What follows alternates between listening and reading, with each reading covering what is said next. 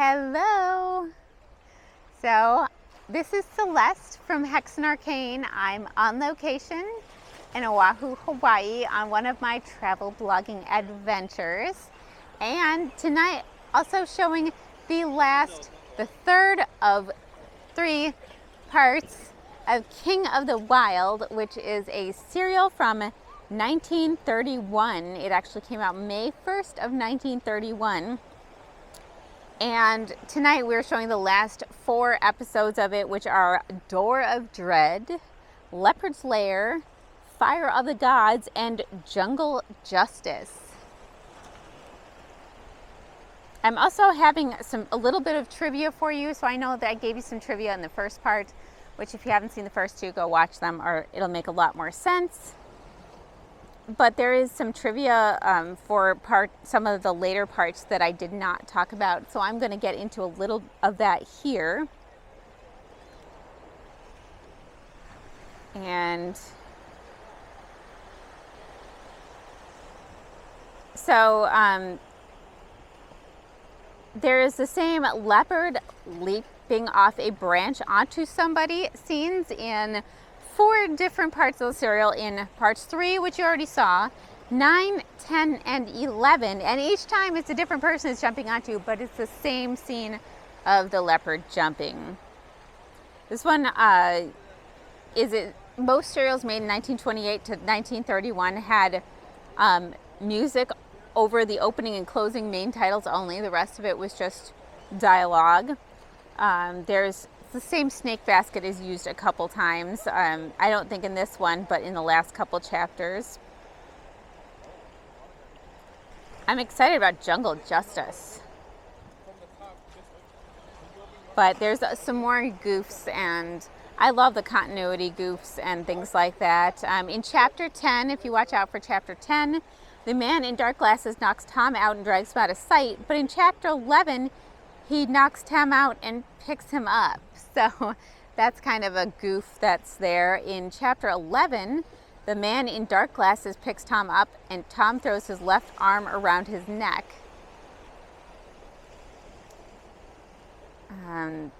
Let's see.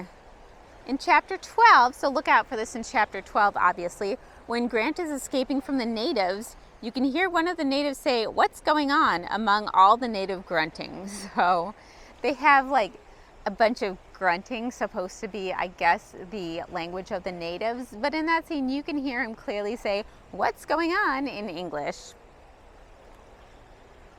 And there's a plot hole in chapter 12, so it might not make a lot of sense to you right now. And I hope it's not a spoiler. If it is, mute it for a sec. But Cyril Wainwright shows up alive with his right arm in a sling in chapter 12.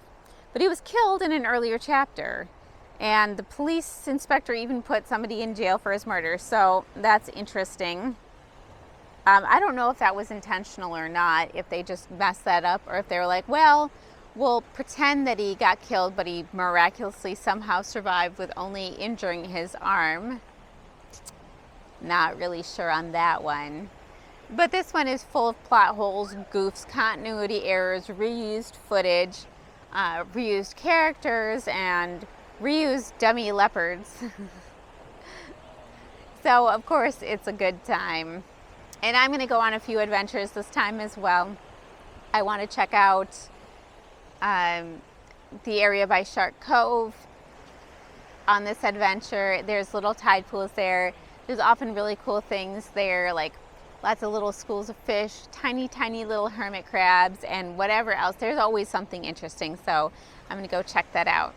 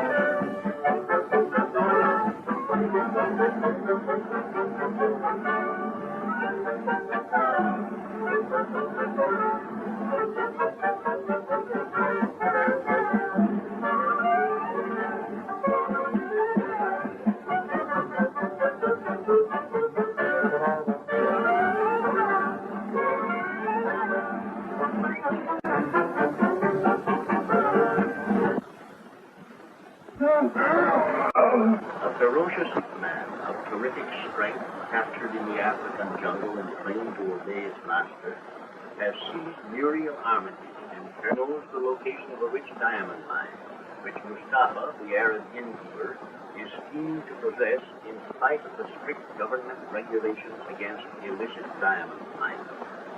The ape man's master, Harris, has aided Mustafa to capture Muriel because the Arab knows the secret of restoring invisible ink.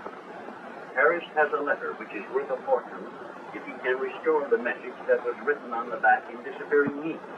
The letter, written by an Indian Rajah just before he died, is the only evidence that can clear Robert Grant, a young American who is a fugitive from justice, charged with having murdered the Rajah. While Grant is being hunted through the jungle by a detachment of police, he is treed by a lion, and capture or death seems inevitable.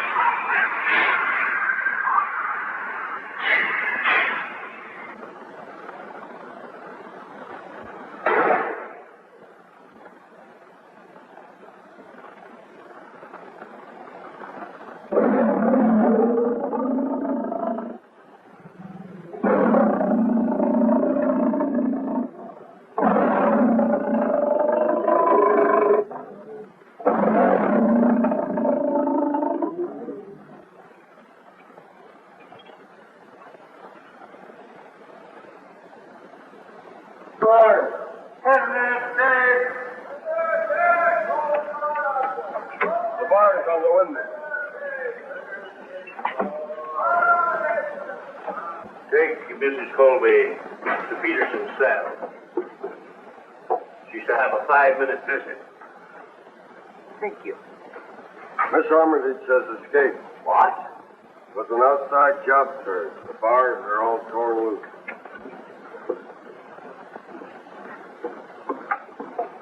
Hey, let me out of this cell. They tell you I didn't do it. Oh, I just heard about your being arrested. That's been an outrage. I never was on that steamboat. And that's how Harris. Well, it serves you right. If you'd have kept your promise and played pinochle with me, you'd have had a perfect alibi. Can't you get me out of this? You know I didn't do it. Besides, you've been in the Secret Service. Don't let anybody hear you say that. My identity isn't known. Not even to the police. In fact, I've had one setback this morning. Miss Armitage has disappeared out of her cell. What? Disappeared? You mean she been escaped? Yes. She must have been removed by people who were not her friends.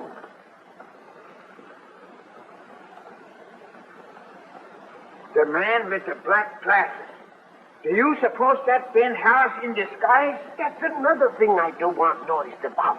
The man with the black glasses is the key to the whole mystery, and he doesn't know I'm after him. There he is. Well, I must be going. Wait, you been going to set the police after the man with the black glasses? Forget that you ever heard about the man with the black glasses. Unless you want to meet the same fate as Miss Armitage.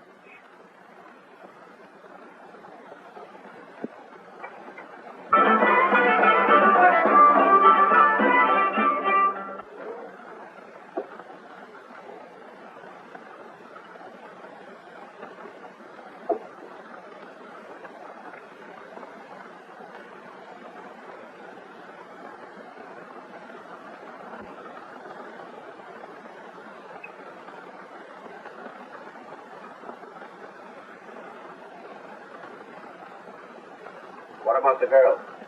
She has given us neither trouble nor information. Where is she? The third door.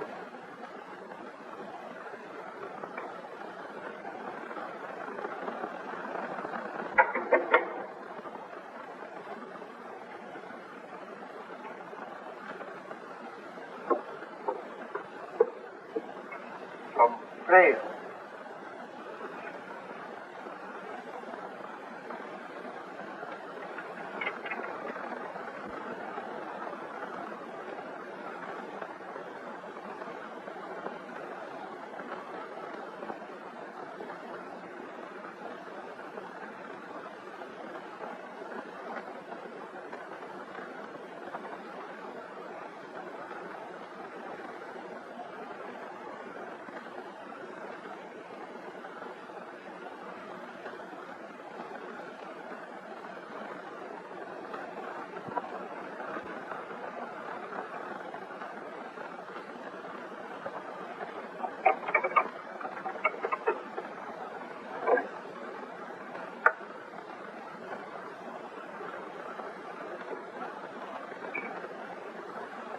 Well, are you ready to talk? I wouldn't tell the police where the diamonds are. Why should I tell you? We'll find a way to make you talk.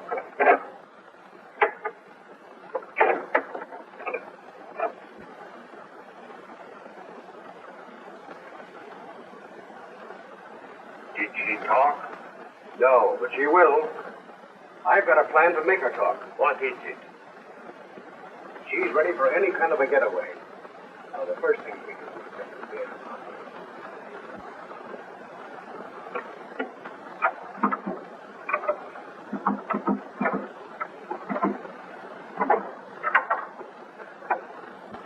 Plenty. That should get resolved.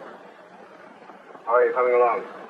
I still have one more method left. If that does not bring out the disappearing ink, Find a way.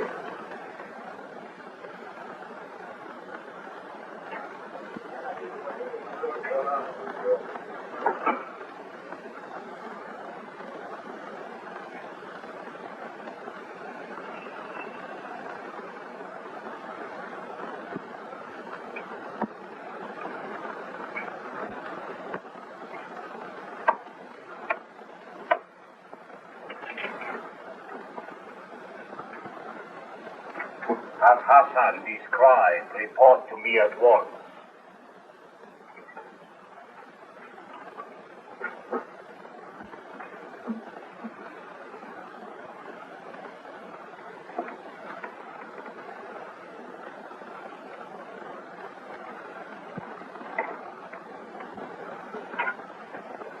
Good morning, Mrs. Colby. Good morning.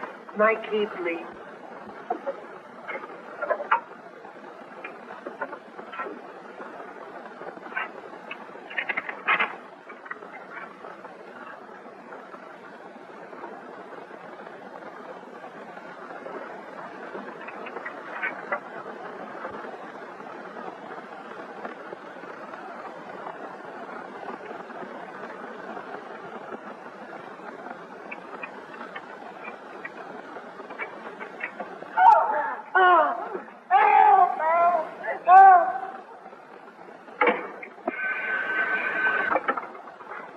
Office? Yes, Mrs. Colby. I'll attend to it right away.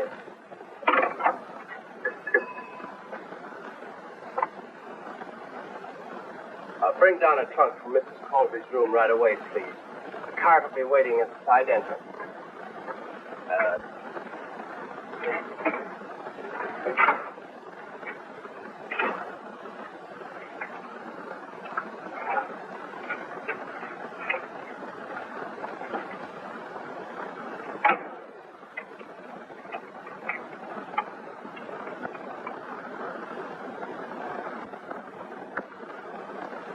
Make an exact copy of this side of the paper and bring to me at once. Yes, sir. Be gone. I am in a hurry for it.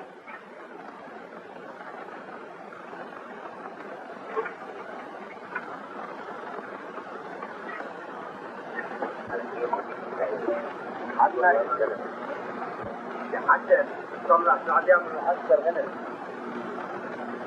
يعني كانوا غني وصلوا على وصلوا على جنب جنب هاي ولا حدا يقول لي على كيف عمال جنب حتى طلع سعدية من العسكر هنا يمشي على النهر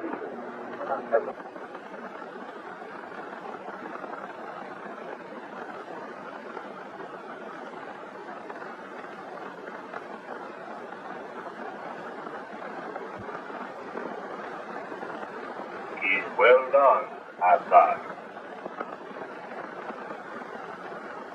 سلام مصطفى.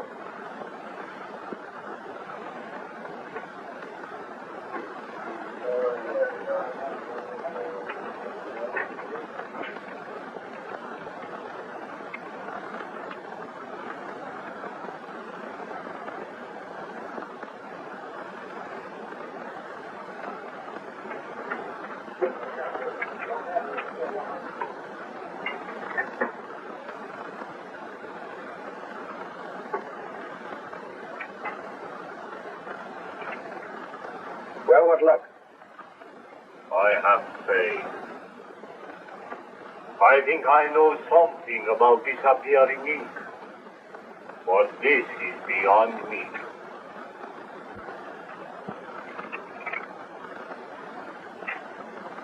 If you can't find a way to bring this writing back, I'll find someone who will. I am sorry, my friend.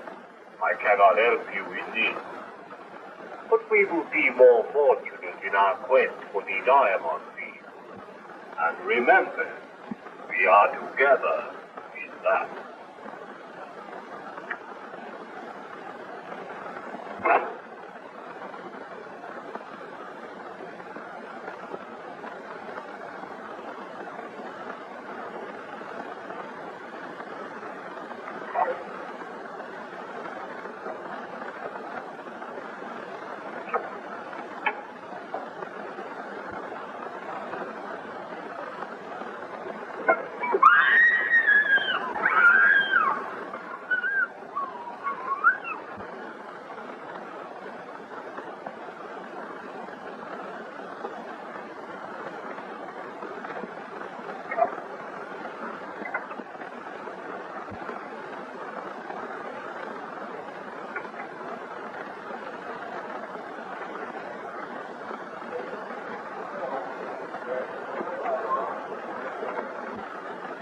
Taking the bait will lead us straight to the diamond field.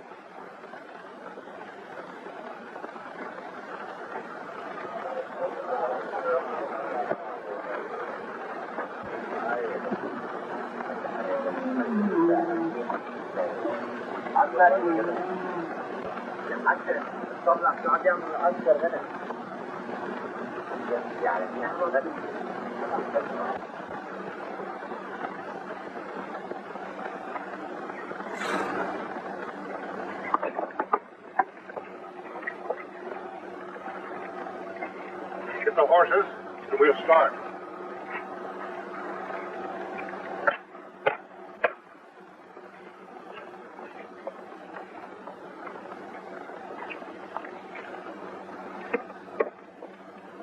What's the meaning of this?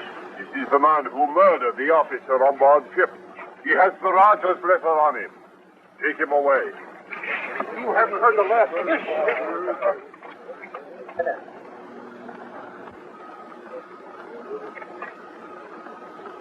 We will go.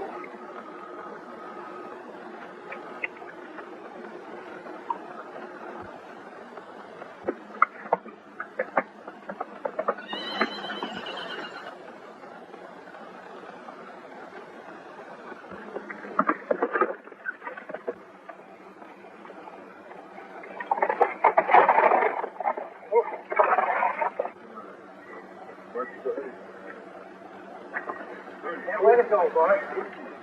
Go, Jim.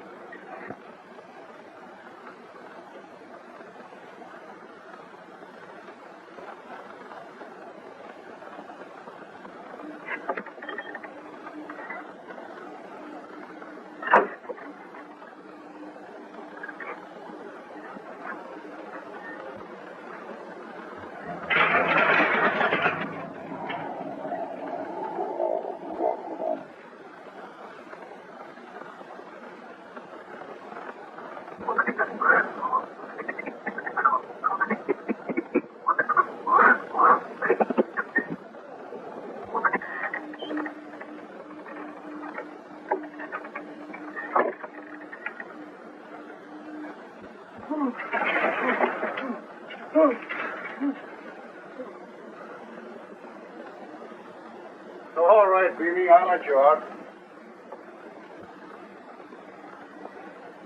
I want the Rajah's letter, Harris.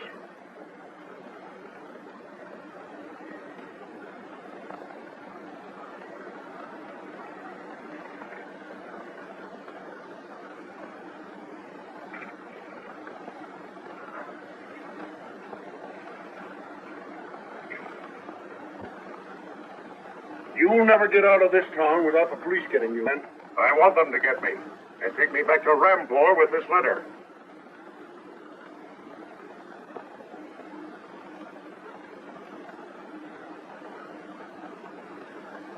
Oh, so you thought you'd fool me with a fake, huh? A fake? Yes, and a very clever one, Harris. Only one thing you overlooked was the watermark on the paper. Staffer, the dirty, double-crossing... What's the Staffer got to do with this? None of your business.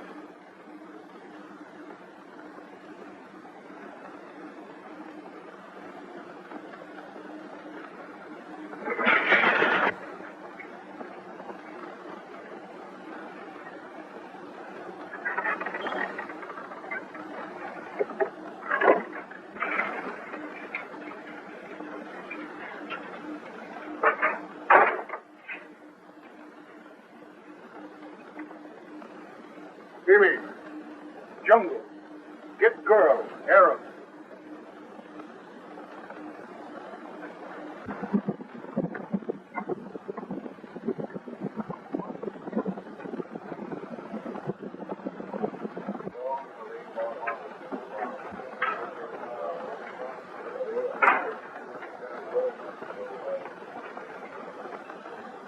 Where's Mustafa? He's not here. You're lying. I'll find him.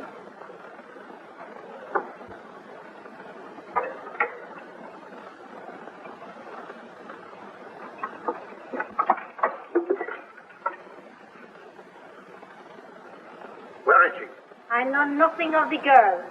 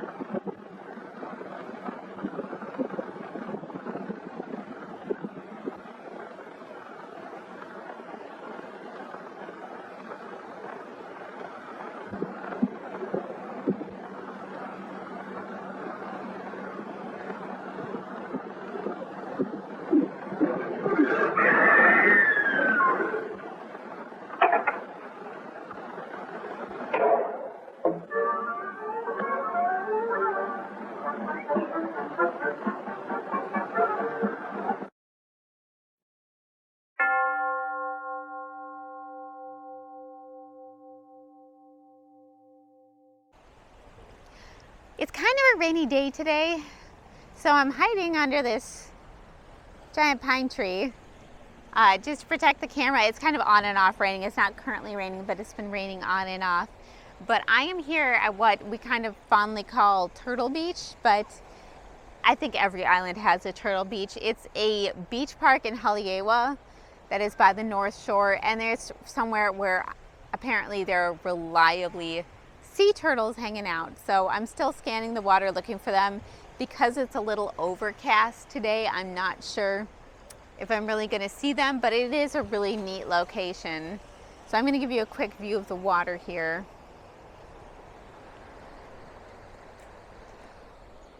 There's often sea turtles that just hang out right here in the more shallow areas, and then even a little bit out here. But you'll see like what looks like a dark oval in the water, and occasionally its head will pop up or something like that, or you'll see a fin. Like I said, I'm not seeing anything right now, but the water's a little bit iffy just because of the weather. And I'm standing on all this volcanic rock. It's quite sharp, so I'm just taking it easy and being careful. I'm gonna see if I can spot some sea turtles and what else is going on.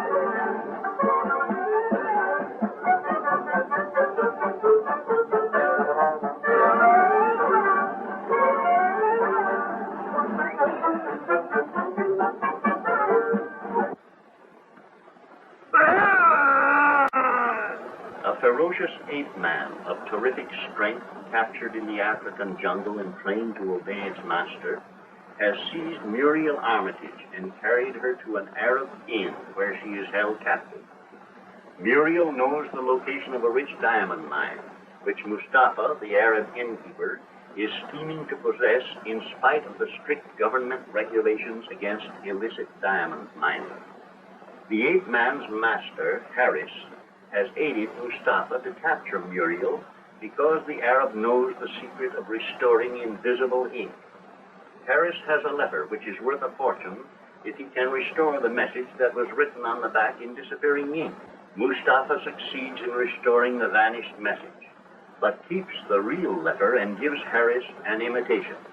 Muriel, prompted by a decoy note which she believes was written by her brother Tom, overpowers an Arab servant girl, takes her clothes, and escapes. Meanwhile, Robert Grant, a young American, has stolen the fake letter from Harris, believing it to be the evidence he needs to clear himself of a murder charge. Discovering the fake, he goes in search of Mustafa and learns that he has gone in pursuit of Muriel. As Grant starts to leave the room where Muriel was imprisoned, a trap door is sprung under his feet.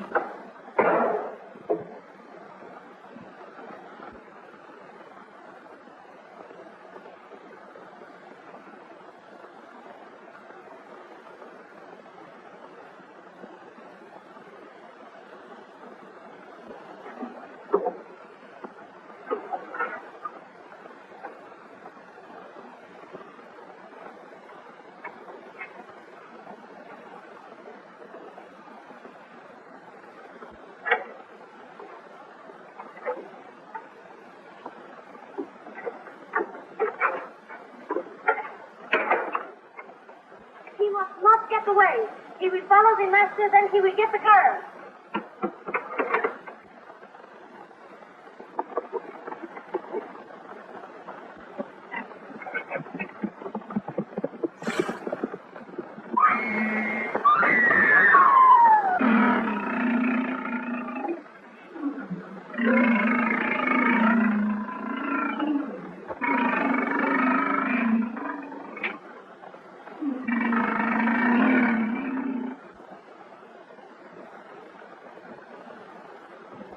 For a moment I fear our guide would not live to lead us to the diamond field. My horse. You know? Sorry. Hold on, no God. You come tell it. We follow to the camp.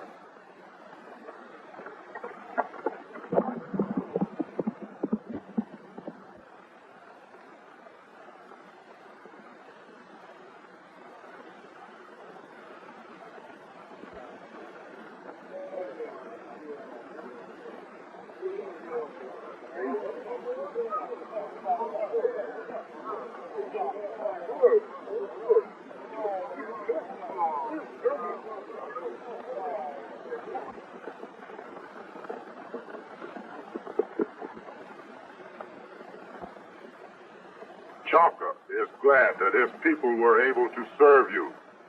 I'll show you to a place where you may rest. Oh, thank you. But I'm in great haste and must hurry on as soon as my horse is found.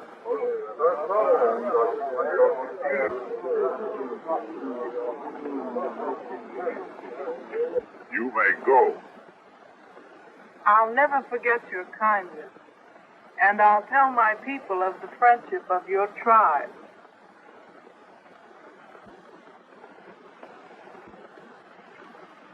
Bunda, Banja. White girl who used her magic to lay low Arcane. Inya. I had no part in his death. Oh, yeah. Vengeance to the slayer of our king. Hold on. Have you forgotten what the spirit of our king said to us at the caves? He has fulfilled his promise.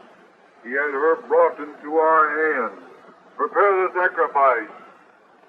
Get to your magic and see if you can bring words from the departed. Hold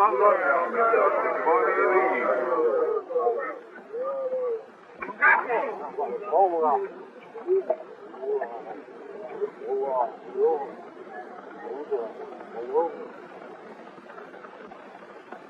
He is valuable to us. You go back to the camp. Get what fighting men are there. I stay here to see what happens.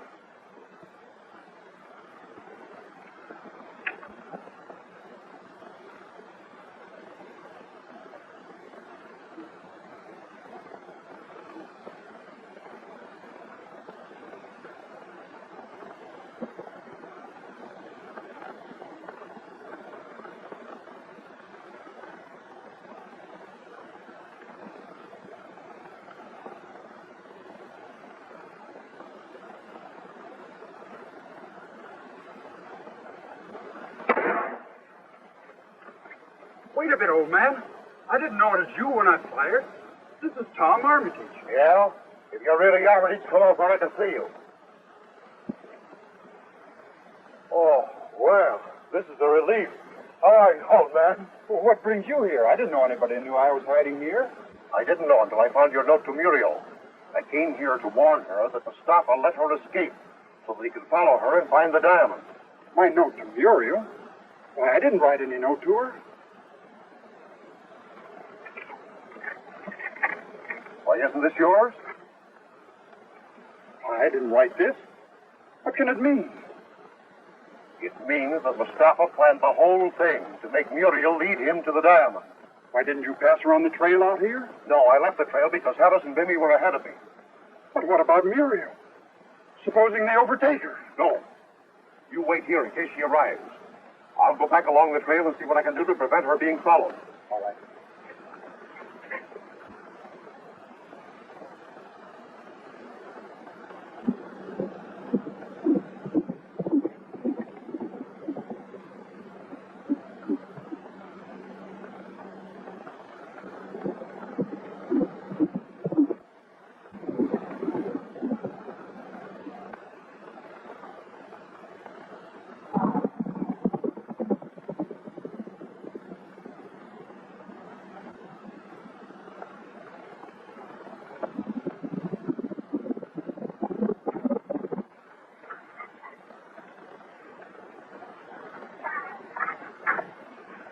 Where's Mustafa?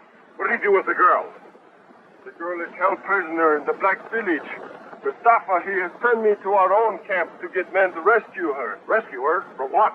They accuse her of having killed our aged king, and the tribe is clamoring for her life as a sacrifice. I thought this was another of your lying tricks, By the beard of the prophet, I swear it is the truth.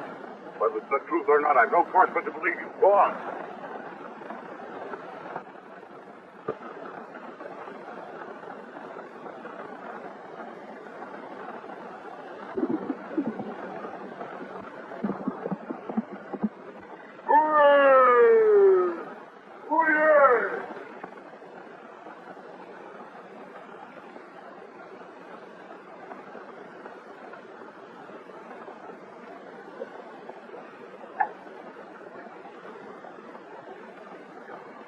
Give heed, ye faithful, to the words of your dead king.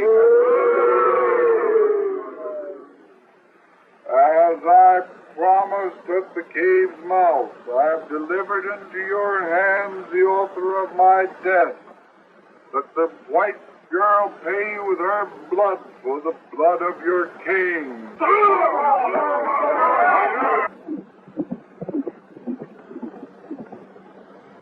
Lead her to the chamber of condemned and guard well against her magic. But she escaped even now. Hunger! Vamos, Mustafa!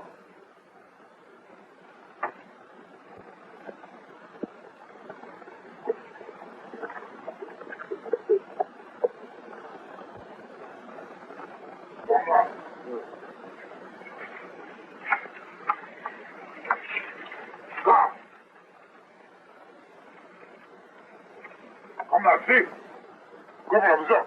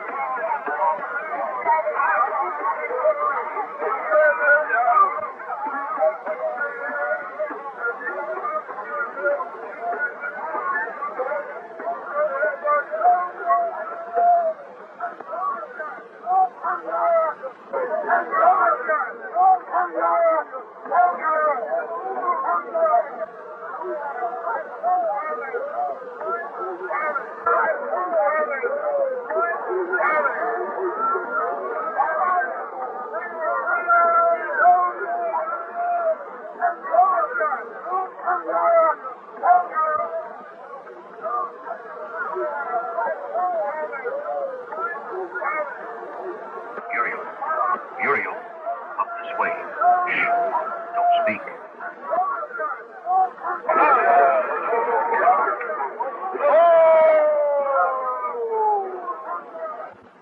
The spirit of our dead king cries for justice. Let the sacrifice be brought.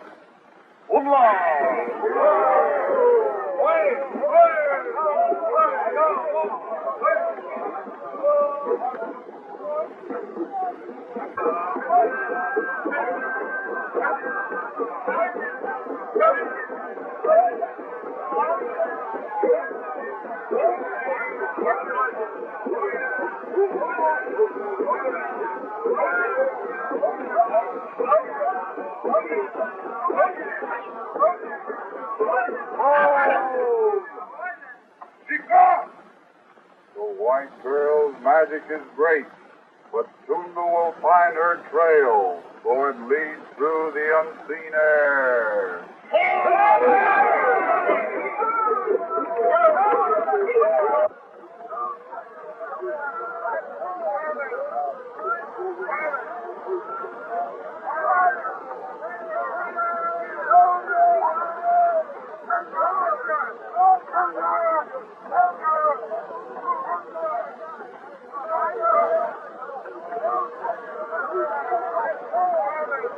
There he is, Pete.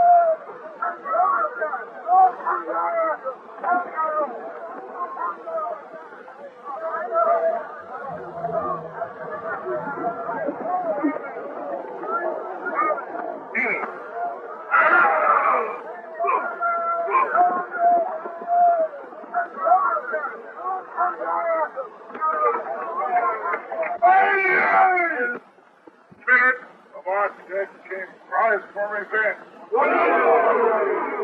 Tunda's magic has failed. Killer of our king has escaped. None of the white witches. Death to all who are with the flay of our king. Would you harm one who has come to help you? You have come to help us? Yes. My eighth man here can follow the trail of the murderer, no matter where it leads. Oh, the spirit of our dead king has sent him with the magic of his devil ape to help us. Shall we follow where the devil ape leads? Let's lay those soil to the memory of our dead king. We go. Girls, find.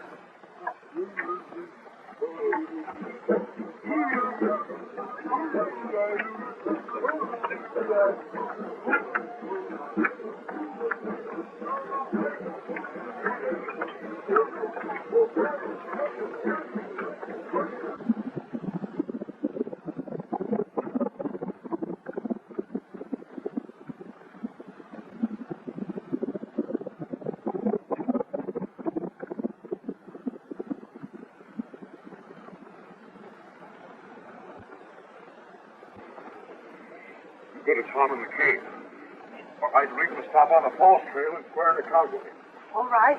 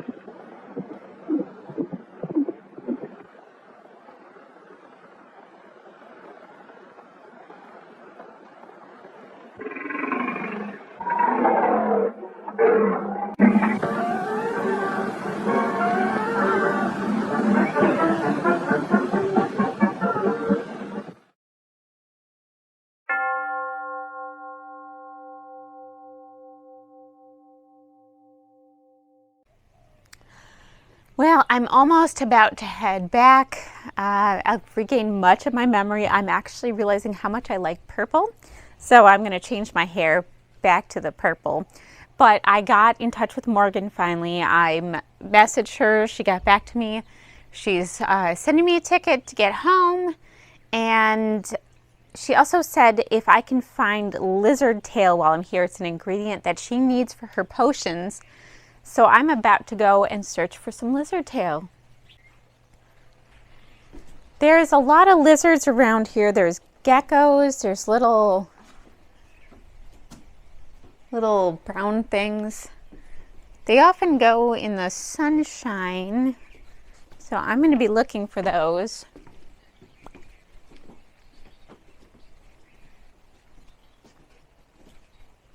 Sometimes there's some over here. No, okay. Don't hit your head on the plants. I've done that before.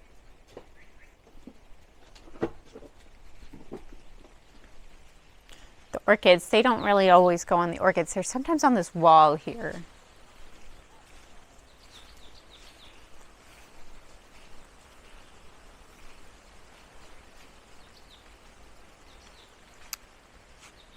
Oh, lizards. I just want your tail.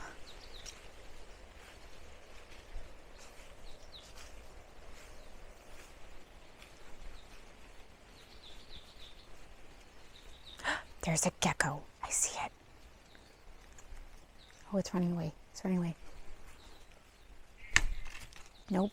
Oh, missed it. All right. We'll come back. It'll come back. It's one gecko. Sometimes there's some here, but I don't see it. There's a lizard. It's on this tree.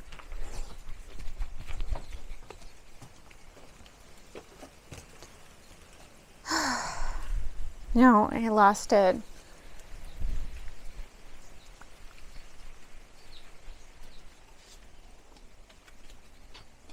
Ooh, let's see. Sometimes there's some over here. There's a gecko. There's a gecko up there. Oh. I think Morgan would like the green lizard tails. But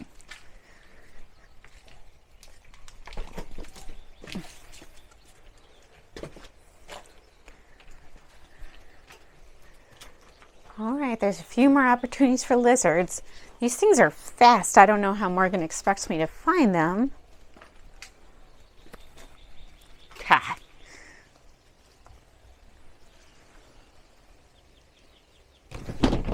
There's a lizard. There's a lizard. Oh, come here. Go. I'm scared. Okay. I can do it. Come here, lizard. Go. Give me your tail. Give me your... Nope. Give me your tail. Give me your tail. Oh, it's so skittery. Okay. You know what? We're going to pretend we didn't find that one because that one kind of freaked me out. I didn't expect to actually be able to catch a lizard. There's one. Oh, it went down in there. There's another one. Come here, lizard. Well, I guess I couldn't catch a lizard tail, but I'll tell Morgan I tried.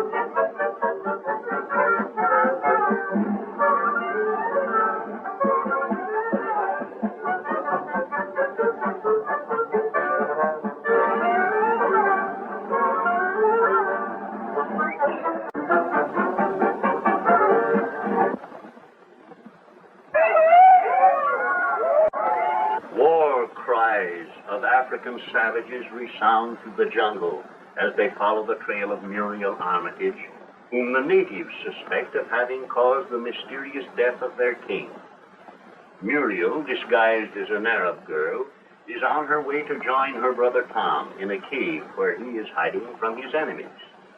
She is trailed by an Arab named Mustafa, who believes that she will lead him to the location of a rich diamond mine. The warriors are led by a white man named Harris, who is seeking to recover a letter which is worth a fortune to him. The letter, written by an Indian Rajah just before he died, is the only evidence that can clear Robert Grant, a young American who is a fugitive from justice, charged with having murdered the Rajah. Grant has aided Muriel in her efforts to rejoin her brother, and while she is running toward the cave, Grant is crouching in the branches of a tree, beneath which Mustafa must pass, unaware that he has intruded upon the lair of a hungry leopard.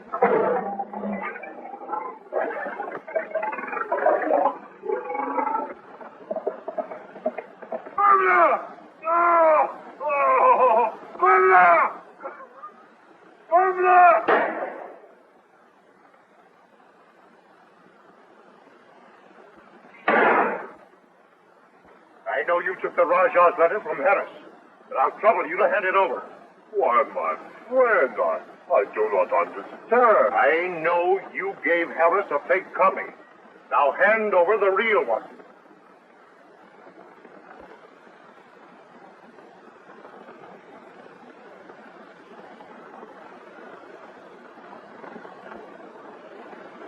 Don't move until I make sure this is the right one.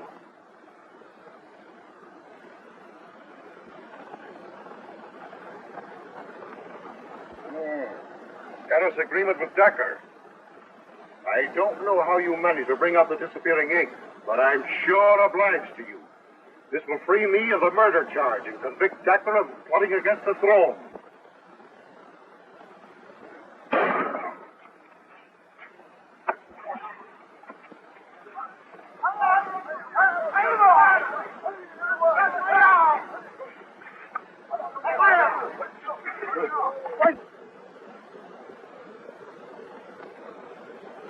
Calm the jungle before he gets away.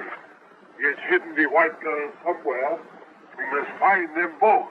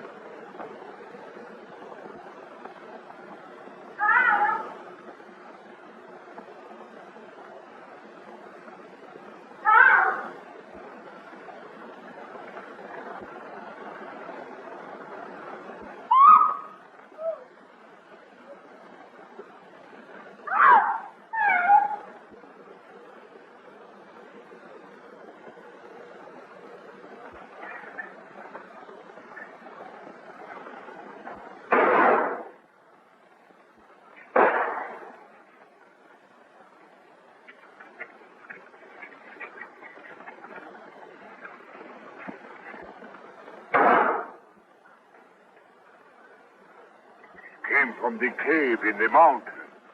That is where he has hidden the girl. Are you hurt? No, I'm all right, but I'm afraid something has happened to Tom. He wasn't here when I came. Why, I left him here just before I went to the African camp. Oh, I'm sure something has happened to him. He might be in the crater. You better look.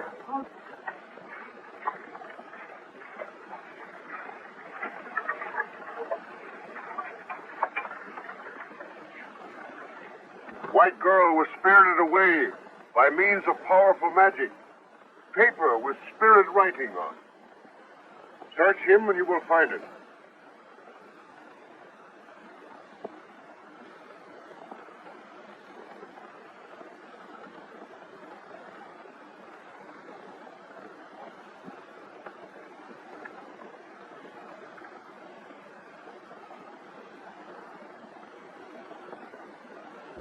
Come across with that letter, or I'll tell these blacks that it was you that killed their king. Prove it. Remember, they are my friends. All I have to do is to tell them of the poison dart that you carry, the kind that killed their king. I do not have the paper. Grant, hold me up and take it from me. What is this? You two men talk about it. I tell him that if you had not stopped us, we find the man who has the paper.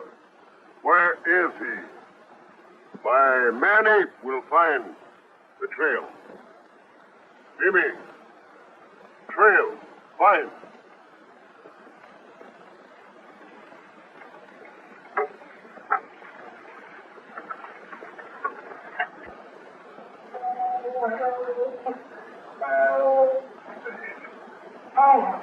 What was that, God, you God? What was that shooting I heard just now? Did you see the man with the black glasses? No, was he that tied you up? Yes, he kidnapped me from my room in the hotel and brought me here. Well, did you see my brother Tom? Why, I don't even know your brother, miss. What will he be doing here? He was here an hour ago. Well, if he was, he must be the man in the black glasses. Impossible. Well, that's absurd. Well, the only person I've seen is the man with the black glasses. There we are. What? Glenn, I'm arresting you for the murder of Wainwright. You're making a mistake, Mrs. Colby. Oh, no, I'm not. I told you Mrs. Colby was a Secret Service operative, but I didn't tell you she was investigating the Wainwright murder. And I'm arresting you for the murder of Mrs. LaSalle. Now, I'm just an old woman, but I wouldn't hesitate to use this gun if I had to.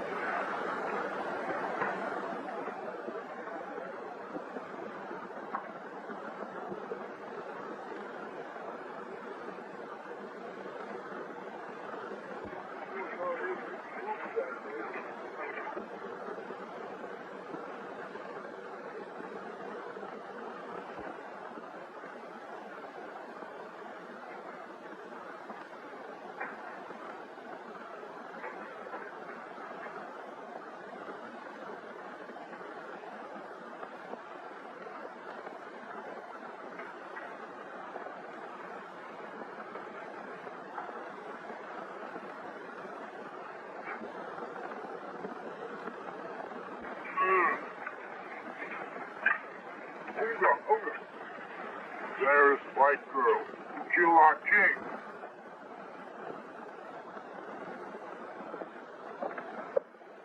Yes, you speak these people's language. Tell them I'm an officer of the law, and these people are my prisoners. I'm afraid they'll likely save the law the trouble of hanging Grant.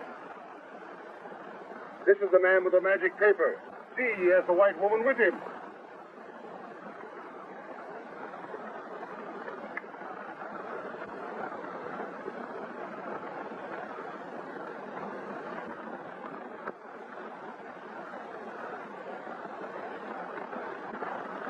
Oh, that was your game. You did bring back the writing and save me the trouble. Paper magic. I give paper medicine man. Magic do no harm. Home now. Go.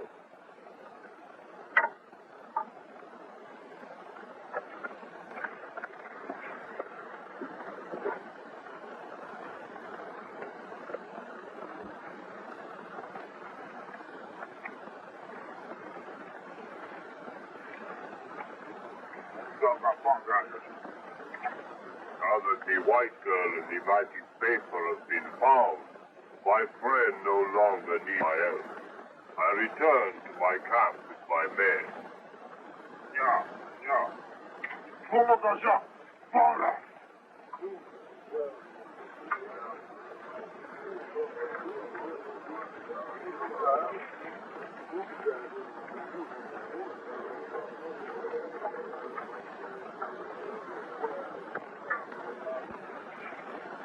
The white girl has the secret of the diamond mine. We must get her from the village before the blacks do her harm.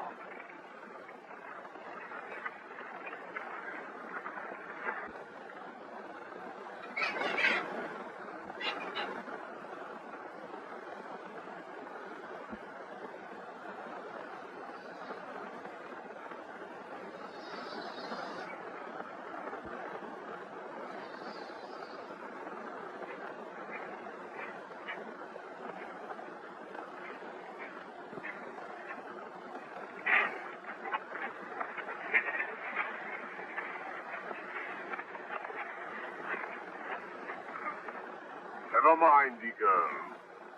This boy is her brother. He knows where the diamonds are.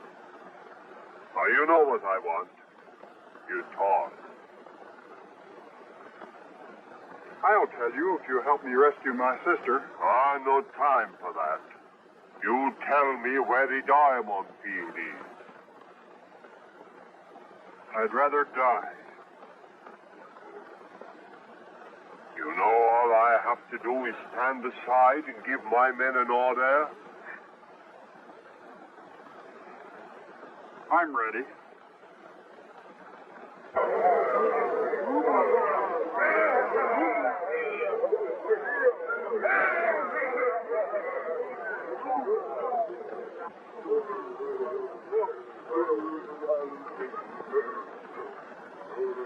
Watch these two.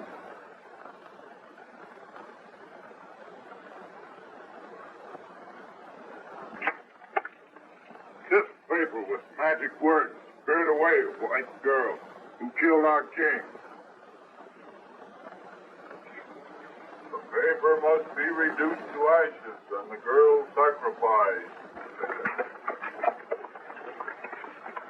Let the magic paper be burned. Law, please, lo. Toma! I'm sorry about the Raja's letter. After you've gone through so much to get it. If it's burned, you'll never be able to clear yourself. It's you I'm thinking of. If there were only some way I could get you out of here.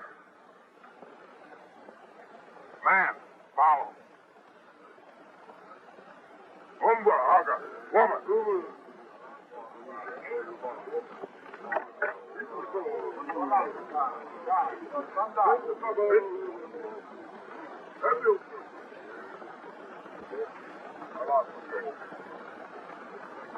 Luta, Chanda, Luta,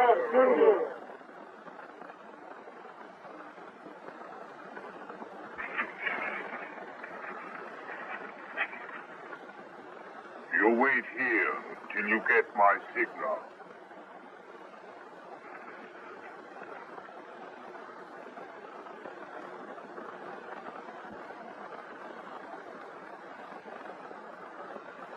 I was afraid you might think me lacking in the courtesy which always exists between our tribes. So I send my men home, and I come back. It is well, my brother. Remain and watch the witch doctor burn the magic paper and the sacrifice of the witch woman.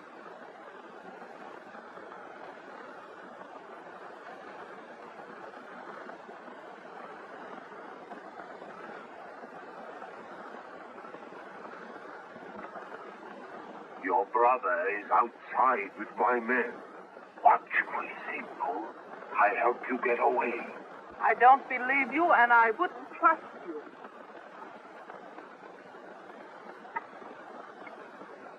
Come. Look up.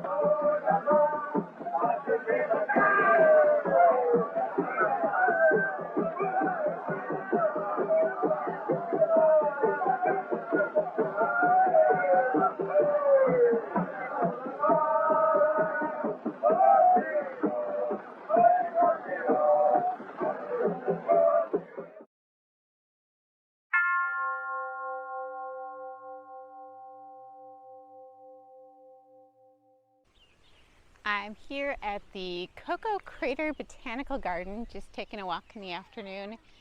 It's a free botanical garden. It's open all except 2 days of the year. It's about a 2-mile loop trail, which is nice.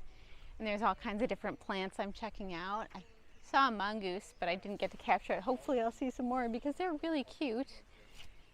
And I'm just about to hit the cactus section, so it's the more desert arid section of this. It's been a nice walk. There's barely anyone here, which is good for me because I don't particularly like crowds. But there's only a few other people here hanging out. So this is definitely somewhere you would want to check out if you like plants and nature and walking and you don't like a lot of people.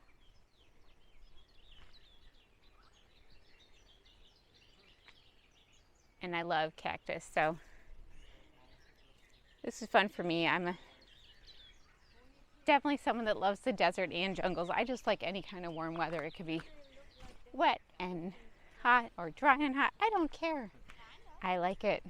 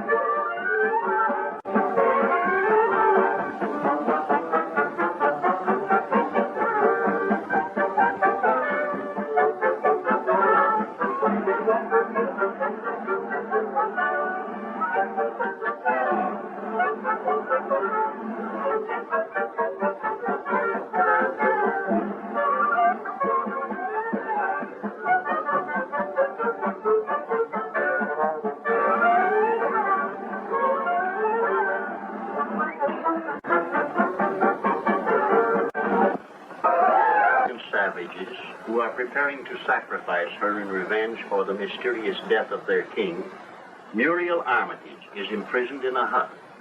While in the jungle outside the native village, her brother Tom is waiting with some Arab horsemen in the desperate hope of rescuing her. Bob Grant, a young American, has tried to rescue Muriel, but is himself a prisoner. Grant's failure is due to the crafty scheming of his enemy Harris, who is watching his chance to get hold of a letter which the savages are going to burn because they believe it is a magic paper. The letter is worth a fortune to Harris, but is even more precious to Grant because it is the only evidence that can clear him of a murder charge. Meanwhile, in a town not far away, Olaf Peterson has been arrested on a charge of having killed a police officer while trying to get hold of the letter. You been want to let me out of this jail? Maybe they find out I didn't do it, huh? Don't make me laugh. They're just gonna book you for another murder. What? They didn't kill nobody. Save your breath and tell it to Wainwright. Wainwright? He been dead, murdered. Sure, you're the one that murdered him. Amos, they wouldn't kill a young robber. Find you for him and they wouldn't do it. Huh?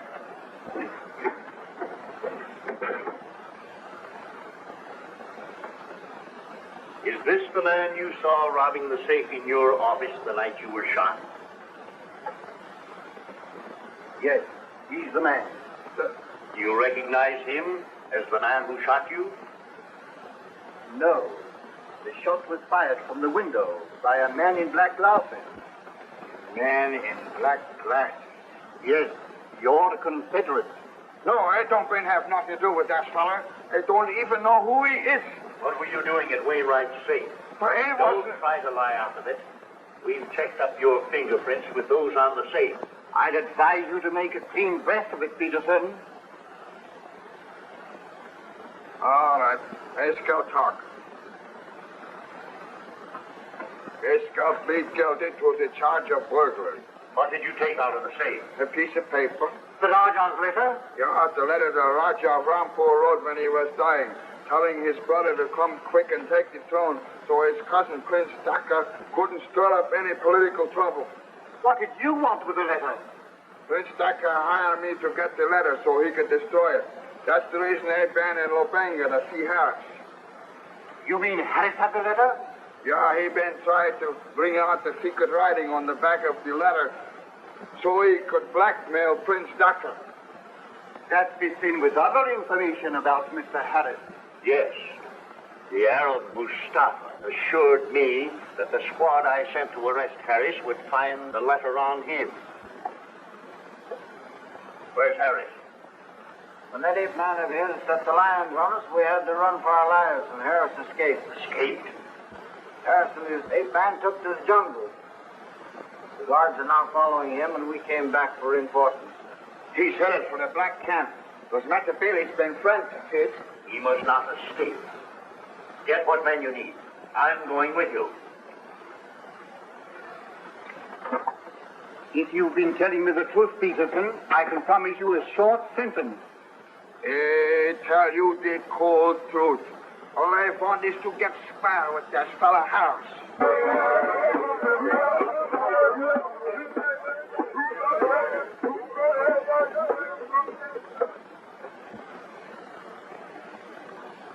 Well, Grant, you're finished.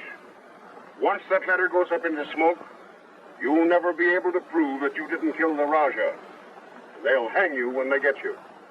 I may never get the letter, Harris, but that won't stop me from you over to the police.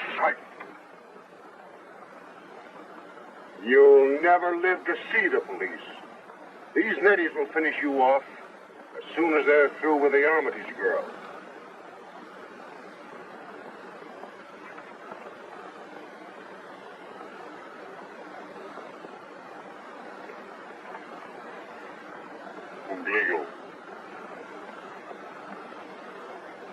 I know you do not trust me, but I bring you word from one who need your help.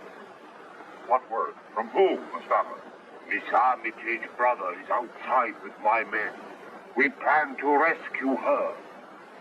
What's your plan? To rush the hut where she's tied up? She is no longer tied up in the hut. The old lady of whom you know managed to get her out disguised as a witch doctor.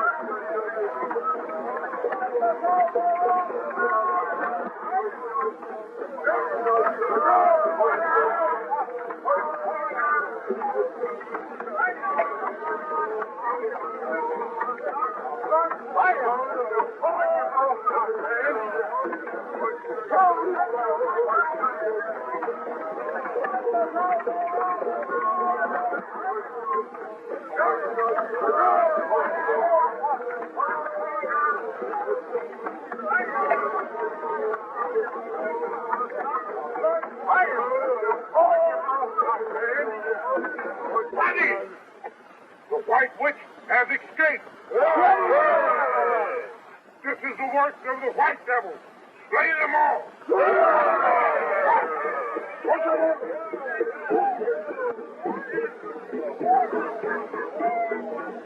Fools! If you harm me, my devil ape will slay you all. Phoebe!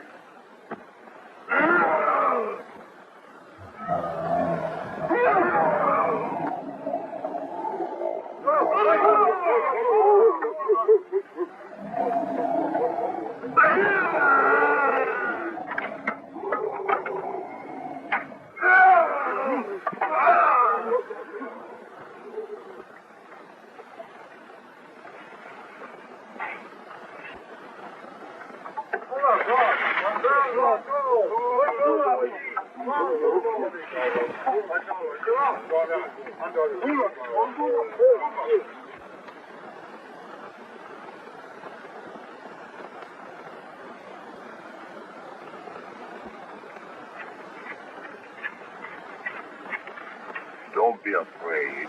I told you your brother was waiting for you. Come.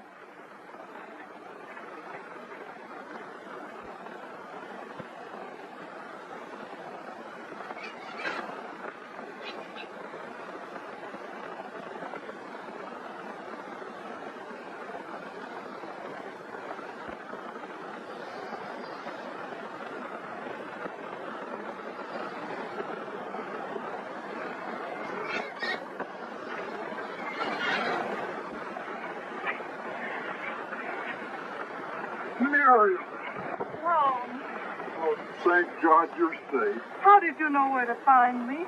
Why, I was in the cave when the natives took you away. You were? Well, why didn't you answer me when I called? Just as I saw you coming, the man in the black glasses hit me from behind. When I came to, the natives were taking you away. The man in the black glasses? Yes. And you'd never guess who he is. Why, he's... Oh,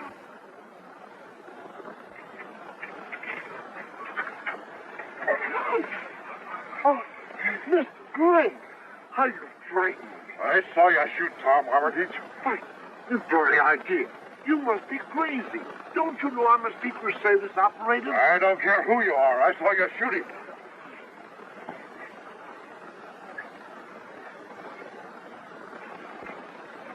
Get going.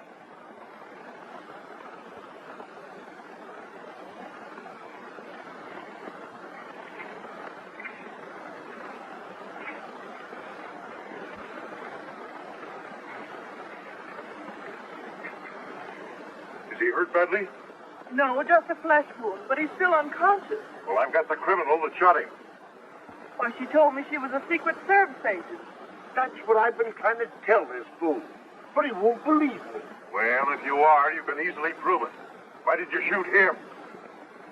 So that's why you're always looking for my brother, so you could shoot him.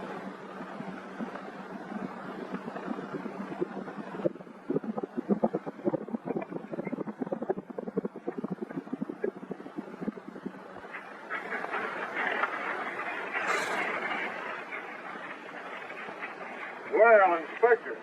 Oh, Grant. What's the trouble? Why, the natives thought Miss Armitage here had killed their king.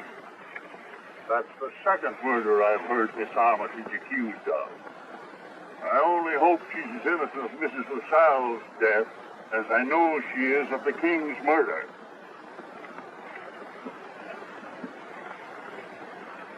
Your brother shot? Who did it? This old lady here, Mrs. Colby. She claims she's one of your Secret Service agents. One of my agents? I never saw the woman in my life. Then those credentials she carries must be false. You'll find them in that bag.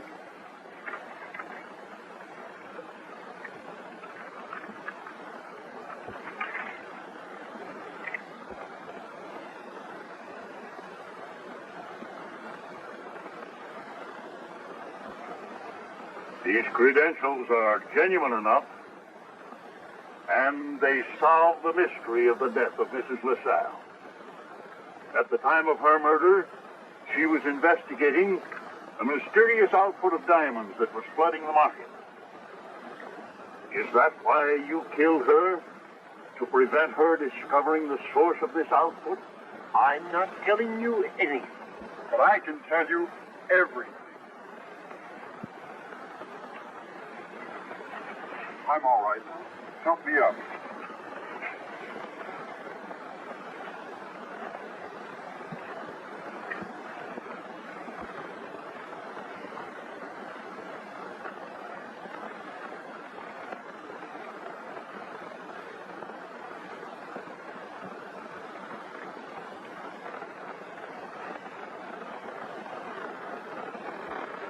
The Man with the black glasses.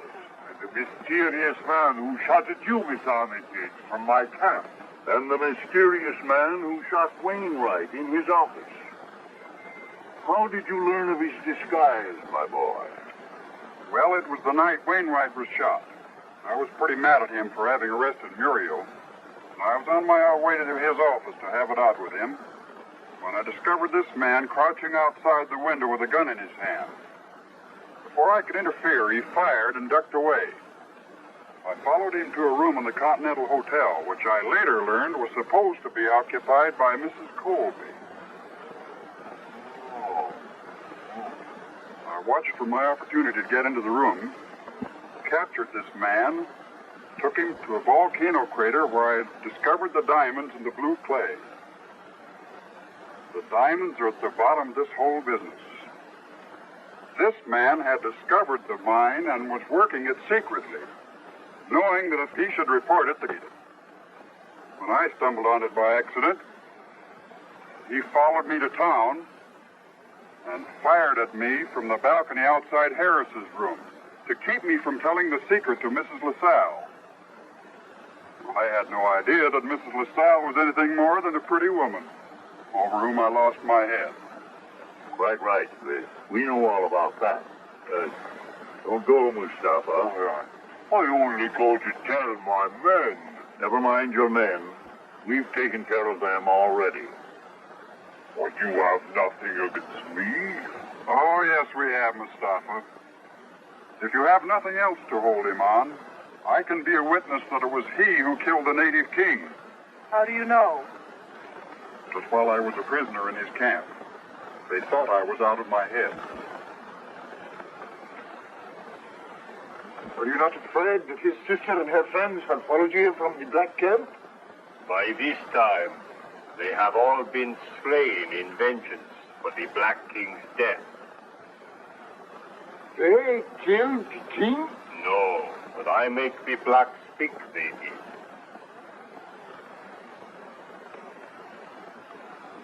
These little poison doves leave no mark.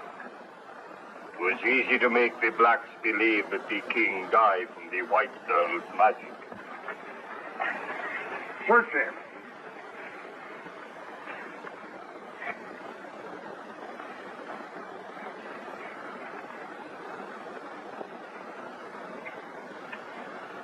Take the prisoners away.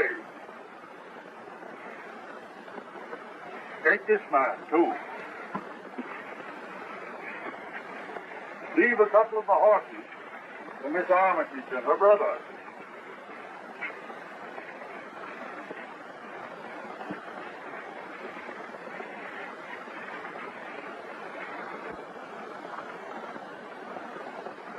Well, Inspector, I guess you'll have to send me back to Rampur.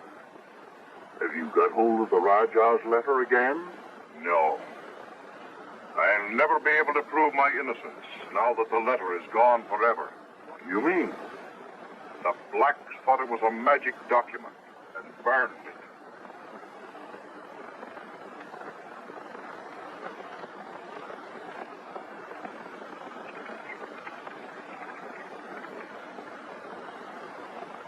The Rajah's letter?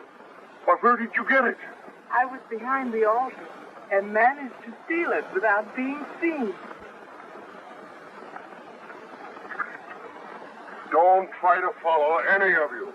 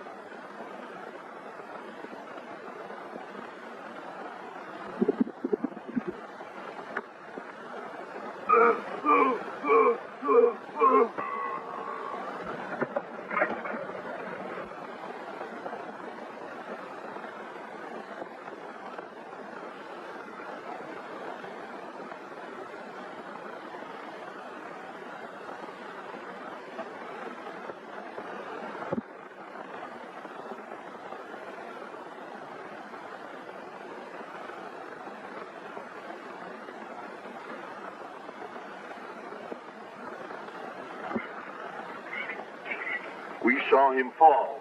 Did you see how it happened? Yes, it was Billy that frightened the horse.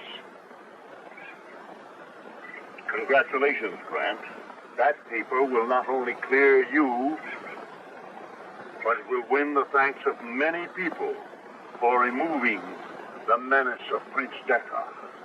Look! That ape-man's coming down the hill.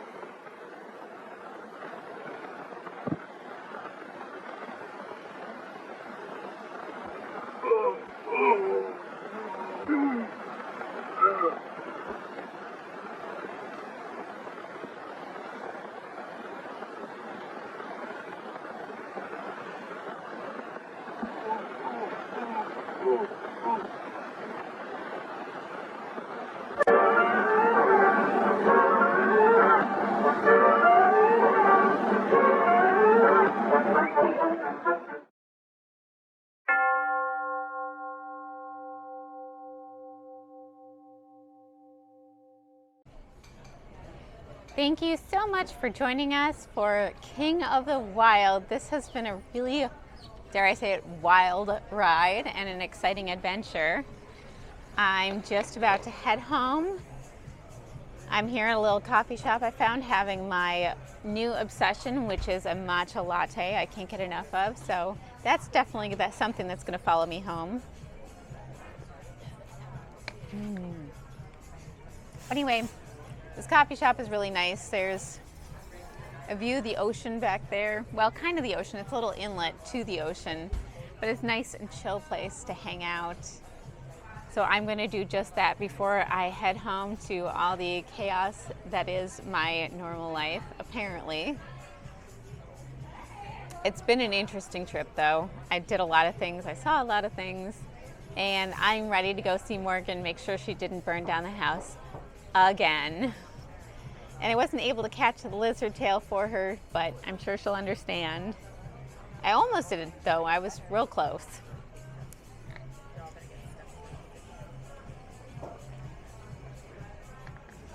So thank you so much for joining us for King of the Wild and all of my adventures here on the island of Oahu. And of course, as always, we will hex you soon.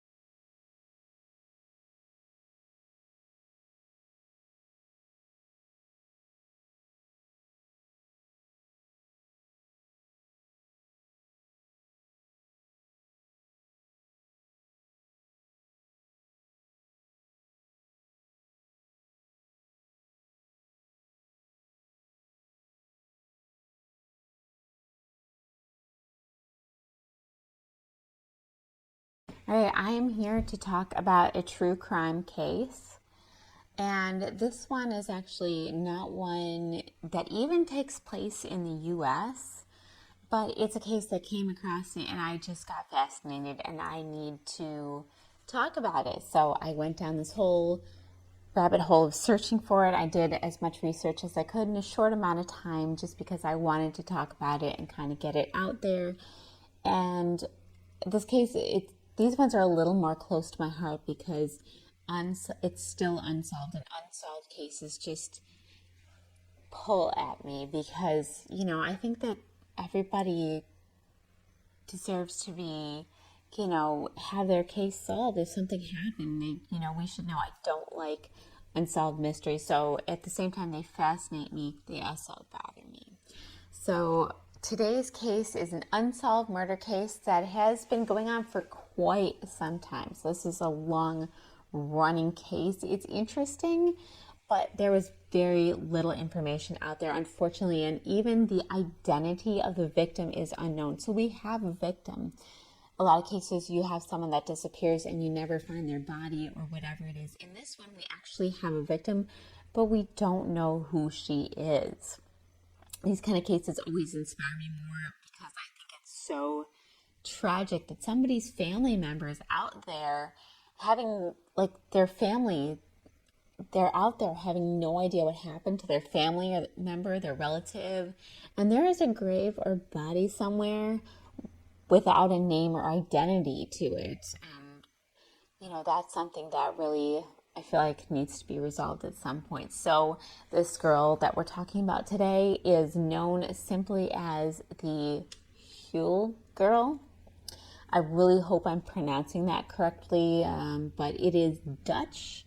So honestly, I have very little hope that I will be correctly pronouncing almost anything in this video, but I did listen to a bit of the Dutch news video regarding the case, and it seems at least close to the correct pronunciation.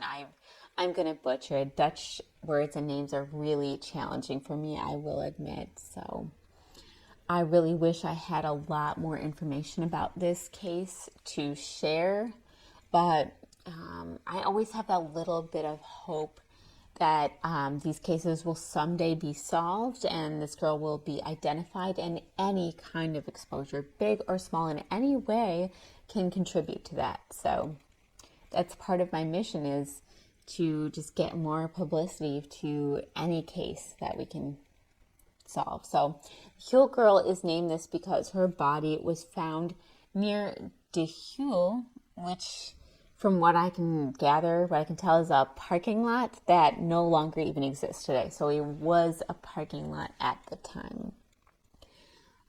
The girl's new body was found on October 24th of 1976. So this has been quite some time, in Maasbergen in the Netherlands, and she was found in a pit covered with leaves. And there are a couple of different estimations I've seen out there that she was anywhere from between 13 to 18 years old. But most commonly, it's been reported that the girl was between 13 and a half and 15 years old at the time of her murder. It is so young. That gets to me. So one report I saw said that her body was found by a park ranger, but most commonly I hear that her body was found by hikers or people who were walking in the area, and it appeared that she had been killed approximately 3 to 6 weeks prior to when her body was discovered. And although her body was found in the Netherlands, there's been some reason to believe that she was actually German, and there were some witnesses, such as a taxi driver or possibly someone who picked them up hitchhiking, who said that he drove the girl and two Dutch men the men were between 30 and 40 years old in his car, and that the girl that he picked up was speaking German throughout the ride. So there's some evidence to suggest that she was actually German. He reported that the girl and one of the men were speaking German. I don't know how he knew that both the men were Dutch, but I don't know what the other man was doing. But at least one of the men and the girl were reported to have been speaking German. And while they were in the car, they got into an argument on the course of the ride, in which the girl said she wanted to return to Germany, and the man said he wanted to remain in the Netherlands. They were dropped off about a mile away from the Huel parking lot, so really close, all things considered, to where the body was eventually found. A taxi driver came forward at one point and claimed that he gave a ride to a man who appeared to be drunk, and the man said that he had killed a girl from the city of Essen in Germany, which makes this case so much more personal to me, if that is the case, and if she was actually from Essen, because about half my family is German, and majority of them reside in Essen. They're from Essen, Germany, and that is where most of them still reside. So it's a really personal connection to me. And if this really was related to the DeHule girl, this drunk man talking about this, then it would be good lead to identify who this girl was. Essen's not a huge place. There has to be somebody who reported a girl missing at some point, right? Although I don't know if she was actually from Essen or in Essen when she left there or was killed. So after I started looking into this case and saw the word Essen jump out at me, it just took a really personal turn in my mind, and it made me even more determined to get as many facts together about this case as I could, and see if there is anybody that will know the identity of this girl or who killed her. I wish I had more information about this aspect of the case. It seems that the men should have been fairly easy to identify based on the description of the taxi driver. However, there is no personal description of the men listed. I'm not sure why, other than that they were between 30 and 40. That is all I could find about these men. Another article I read, which was translated from the original Dutch, said that there was a person who submitted a tip and claimed that there would be many people who would know who was responsible for the death of the DeHule girl, although that isn't something that I was able to verify, since I can't determine where the tip actually came from, if it was genuine, or why this was said. And so I don't know. It left me with so many more questions than answers when I was reading through the articles that I could find on the case. They all had to be translated. They were all originally in Dutch, so I'm not really sure if some of the details were lost in translation, mistranslated, or what exactly. And I'm not exactly sure how reliable, but I've had fairly good luck with that service, so I think I was able to get most of the details. But I had a lot of questions. There was so much vagary in these articles that I just was very confused. And I didn't know what to exactly think of it. I do know that somewhere out there are relatives who never knew what happened to this young girl. There is a girl out there that was never identified, who doesn't have a family, who doesn't have a name. So that is all I really know about this case for sure. And over the years, there was a decent amount of news coverage for the case in the Netherlands and in Germany, which did lead to a lot of tips. However, the case really hasn't been covered much in the U.S., and I don't speak or understand Dutch, and my German is only so-so, and it's really hard to actually locate any of this coverage. So again, I wasn't able to glean much information about the case this way. I was watching some of the news articles to see what pictures came up, the pronunciation of things, but there really wasn't much I could understand from the Dutch. However, something that is really, really interesting about this case, it kind of makes it stand apart, is that they used isotope research that shows that the girl probably came from Eifel, which is a region in southern Germany. It also showed some interesting things about her diet, which we'll talk about here. So isotope research utilizes the hair, teeth, and bones of the victim to determine what her diet was like. And since her hair was long, they were able to get information regarding her upbringing. So they were able to go years back just from her hair. And I don't know exactly how the process works, but I was fascinated reading about it, and that they were able to get so much information about her life, upbringing, region, diet, and things like that. For example, they believe that she lived somewhere between the Ruhr area and Eifel in Germany until she was around 7 years old, based on what her diet seems to have consisted of. So they were able to isolate it to what she was eating and where it came from. They also believe that she lived in Eastern Europe somewhere before returning to Germany or the Netherlands. So for some time, she's believed to have lived in Eastern Europe for a while and then returned to Germany or the Netherlands. The research revealed that there was a drastic shift in her diet in the last year or more of her life. They said between a year and 14 months of her life. and she was not eating enough, eating very select or limited things, and not getting enough protein. So they're able to say that throughout her life she ate in a certain way, and they could identify changes in region, but she had a consistent diet. And then the last year, this was a drastic change. I know we touched on this briefly earlier, but originally the girl was thought to be around 18 to 20 years old. So investigations were focused there. So they were looking for missing girls or missing women that were around 18 to 20 years old. However, at one point, her body was exhumed and they did a facial reconstruction.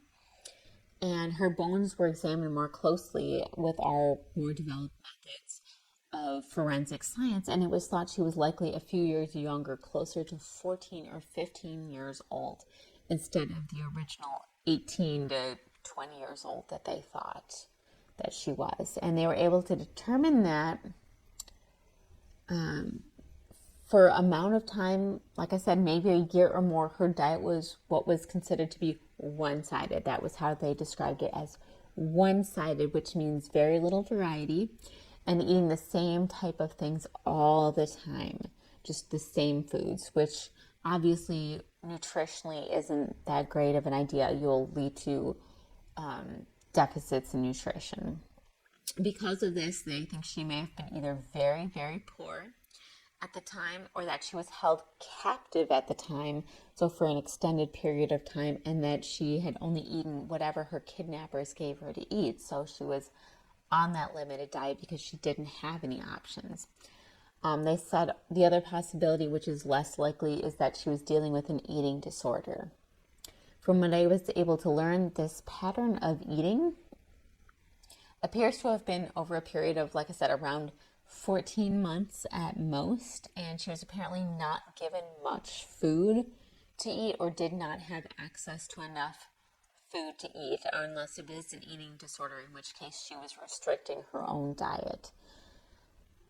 There are some other options as to why this could be the case, really, but the two seem like the most plausible answers. That either she was very poor, or she was held captive and didn't have access to the diet. So for her personal description, the DeHule girl was thought to be a teenager with long, straight auburn hair that was parted directly in the middle. She had a light complexion, a pointed chin, an oval face, and she was around 5'2" or 5'3". There was no clothing that was found near or on her, but her shoe size is estimated to have been, in European sizes, a 35 or 36, which would make it around a 5 or 6 in US sizes. So she was a really small girl.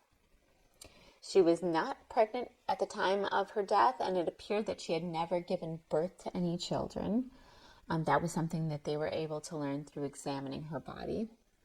Although her cause of death is unknown due to the advanced state of decomposition, an autopsy did not show any signs of poisoning, so they basically ruled out poisoning as a cause of death. They also were able to basically rule out gunshot wounds or stab wounds specifically, although it's possible that she may have been strangled or had her throat cut, and that would affect different parts of the body. So if you're stabbed, generally there'll be like marks on bones or something like that. If your throat cut, that may not show up with the advanced decomposition. She was reported by some places as having perfect teeth, and other sources report that she was missing a molar, which was likely lost in the last year of her life during the time when she was being malnourished, or she was being mistreated, or whatever caused the dental loss at that time, and that she had no dental work done, which is extremely rare. So this is a fact that this really could have provided a good clue. In fact, at the time when her body was found, only 1 out of every 1,500 children under the age of 12 had teeth with no dental work in the Netherlands, according to one source that I found. So this sounds like it really should have been an identifying characteristic. But at the time, many dentists would destroy records of patients after a certain time. So like maybe after a year, if they didn't see the patient, they destroy the records. So the line of inquiry didn't end up leading anywhere, but that should have been a really good lead because, well, we don't know if she ever didn't see a dentist, which is unlikely, or if she just took really good care of her teeth, or she had really strong teeth. Whatever it was, she had no dental work done up until this point. The case was especially interesting for one specific aspect of it, besides the research that was done, which I found fascinating personally. The police didn't originally search for the identity of the DeHule girl because they thought they'd found out who it was very early on. It was a case of mistaken identity. So remember, they were looking for a woman between the ages of 18 and 20 at first. And an 18-year-old woman named Monique Jacobs,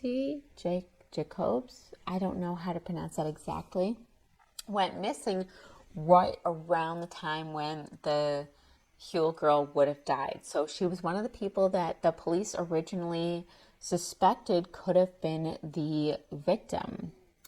And then when they did a facial comparison, it seemed to be a perfect match to Monique as well.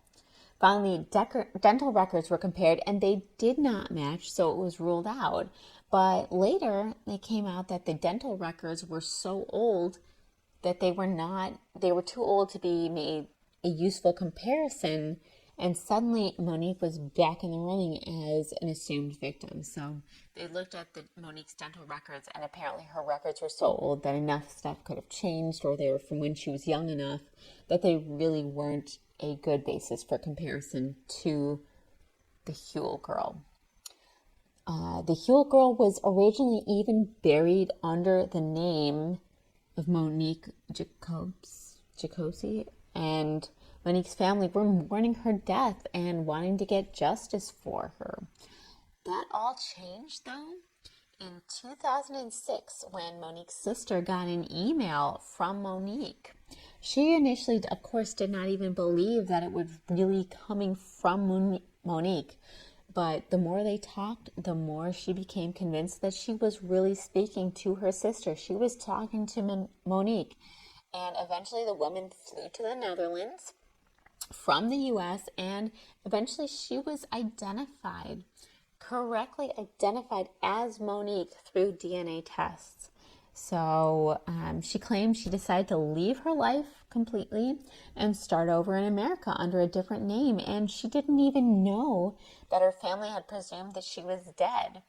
And that's really interesting. So she disappeared. She wasn't in touch for years. Suddenly she emails her sister and they realize, wow, we've been mourning Monique and she's still alive.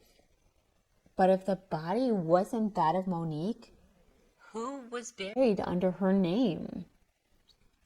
So now suddenly the case that was thought to have been solved, at least in the identity, not the perpetrator, it had to be reopened, except now even more time had passed, and it was even less likely that they would receive any valuable tips or information from possible witnesses. So this happens in the 70s. They think they know the identity all the way until 2006 when they suddenly realize they had it wrong and they have to start from square one.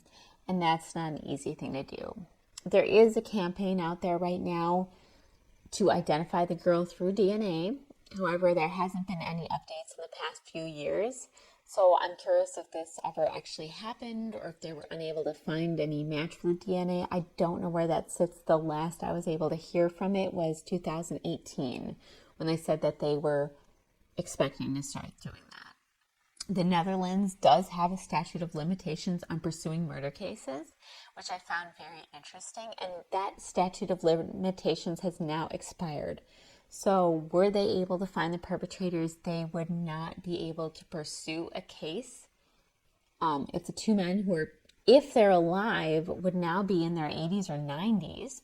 If they found them, they wouldn't be able to pursue that case. However, Germany is also pursuing this case as there's a lot of evidence that the girl originally came from Germany, and Germany does not have a statute of limitations on pursuing homicide cases.